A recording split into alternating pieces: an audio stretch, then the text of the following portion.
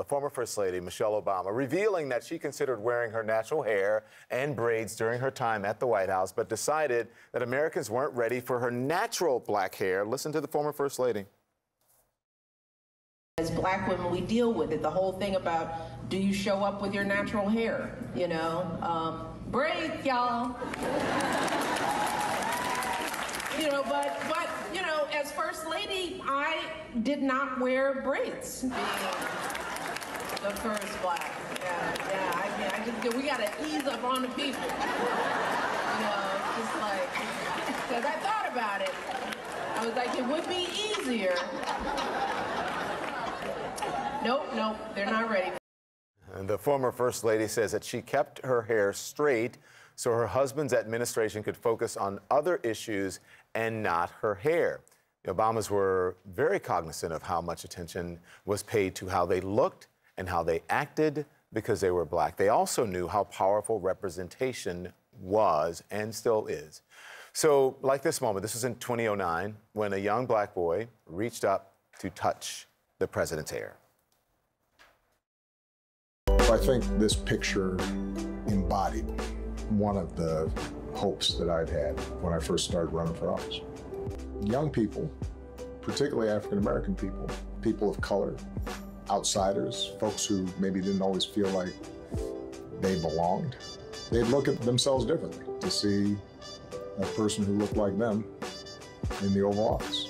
It would speak to black kids and Latino kids, and gay kids, and young girls, how they could see the world open up for them. Let's talk about this now. CNN contributor and host of Naked with Cari Champion joins us. Cari, hello to you. So, Cari, look, it's a thing for us, like this whole hair thing that I struggled with as a kid. I used to process my hair, the blowout, if you remember that. I don't do it anymore. This is my hair. But especially for black women, it's a thing. So getting jobs, perception, and so on. So you've dealt with that, I'm sure, with your career and in your personal life over the years. You relate to what Michelle Obama is saying? You know, this is why we love Michelle, because very much like what the president said, when that little kid reached out to touch his hair, he could relate to who he was. That is what's happening every single day when I hear Michelle say things that relate to me and the life in which I live. When I decided I wanted to be in TV, Don, I was told, I mean, in no uncertain terms, by the news director who hired me, how will you wear your hair? And I looked at him, and I remember it like it was yesterday, and it was in 2000, it was in West Virginia, and I was just like, wow, I'm gonna wear my hair how I wear my hair, which was natural. This obviously is not my hair, but I wore my hair out, which is, you know, if you wash it, it looks like it could be texturized. It's not very familiar. You know how it is, and people call it kinky, or whatever you want to call it. Sometimes America, especially for black women, has made us feel like our hair is unacceptable. Yeah. So we straighten it, we perm it, this is a unit. This isn't my hair. I'm not fooling anybody, but this is what has been more acceptable. And sadly, you know, I've given into that in many ways, much like what Michelle Obama said. She was like, the administration isn't ready. Really, it's just so sad. It really is. Can I share something that we talked about last night when we spoke on the phone? Sure. Okay. Please. Yes. So I called Cari, and I wanted her to do this segment because it was an idea from one of our producers, but I wanted to do the segment because I know that she's dealt with this, and I said, would you wear your natural hair? But it's like a whole thing. It's expensive for you, too. You'd have to undo a lot of things. But then also, I mean, do you want people to see you that way? Was that uncomfortable for you? Yes, Don called me, guys. Let me share this with you guys. Ladies, he called me, and he's like, I have an idea. And he explains what he wants. And I paused for a second, like, is he serious right now? Like, wait. He's like, well, don't you remember when so-and-so did it? I'm Cameron like, did it on the Today Show years ago, yeah. And I was like, I don't recall. I think I do now. I went back to look it up, and now I was like, okay. But it's like underneath my hair is braids. My hair is braided all the way back. Underneath this hair is my hair braided all the way back. And I've taken my hair, literally taken my hair off in the makeup room at work, because I work at a station as well. And you can see everyone look like, oh, wait, what's happening? It's almost as if like they're shocked, like it's disbelief. And then the whole, can I touch your hair if you're not Black? So it's so draining, Poppy. I know you know what I'm saying, right? So in the sense that people ask to touch people. Yeah. And so I told Don no. I was terrified. I was like, what? I don't want to be a meme. I was so terrified at the thought of someone seeing me in my natural hair. And I am a grown. That is so sad. You're not alone. I have like fake little clip-ins that I wear every day, and Don sees my fake hair in the makeup room. I wanted some. But that is not, hold on, but I don't want to equate. That is not to say it is nowhere near what Black women have gone through with their hair. It is nowhere near. It is not the same. I'm just trying to tell you, I hear you. And I feel sometimes like, you know, I don't know. I have to put it on for some reason, right? And I'll just tell you, Sienna comes home from school now, and our favorite book, one of our favorite books, is Hair Love. I would recommend every parent read this with their kids.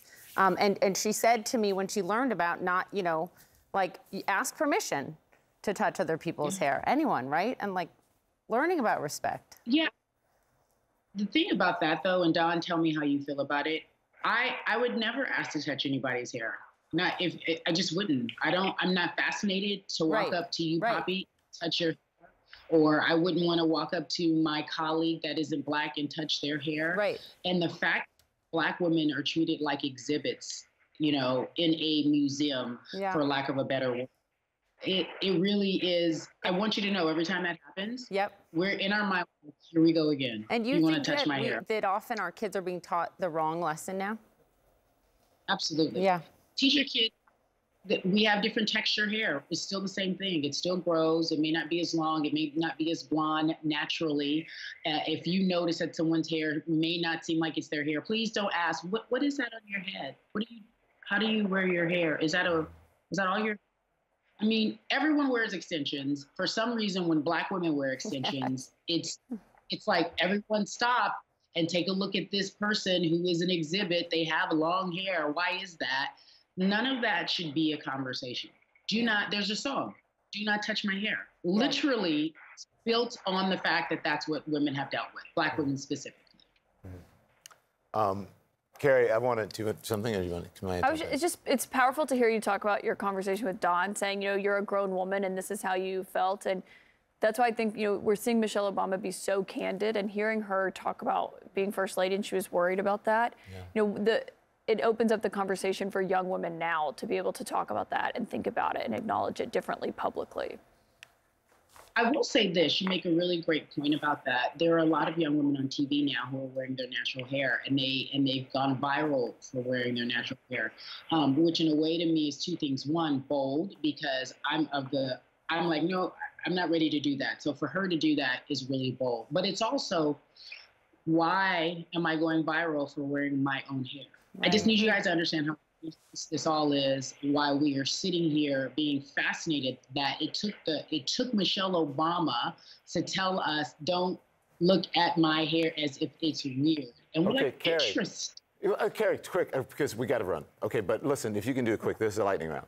Do you think that it would be okay now for, you know, what is it, 5 years out of the White House? Do you think it would be okay now for her to wear natural hair? Absolutely. You think it would be fine? Okay. Yeah, but yes, and I hope she does, and then I'll do the same. Don, I appreciate you being honest. Okay, so then the other thing is, can we start look, I'm a man, so look, I'm sure people are going to get mad at me.